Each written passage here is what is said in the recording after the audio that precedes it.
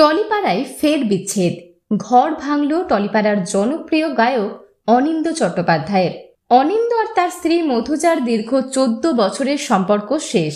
দীর্ঘদিন ধরে কলকাতা থেকে দূরে মুম্বাইতে ছেলেকে নিয়ে একাই থাকতেন অনিন্দর স্ত্রী মধুজা। অবশেষে আইনি পথে আলাদা হলো দুজনের পথ চলা। ঠিক কি কারণে এই বিচ্ছেদ, সেই খবরই প্রকাশ্যে আনলেন গায়ক পত্নী মধুজা বন্দ্যোপাধ্যায়। সামাজিক মাধ্যমে দীর্ঘ পোস্ট করে মধুজা লিখেছেন, অনিন্দর খুব ইচ্ছে ছিল ওর লেখা আর আমার ছবি দিয়ে জুজুর জন্য একটা ছোটদের বই বের করবে। বিয়ের আগে থেকেই অনিন্দ আমার ছবি আঁকা পছন্দ করত।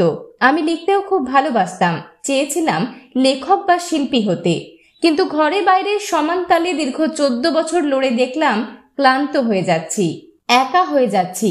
তাই নিজেকে নিজের মতো করে গুছিয়ে নিতেই 2019 সালে জুজুকে নিয়ে মুম্বাই চলে এলাম।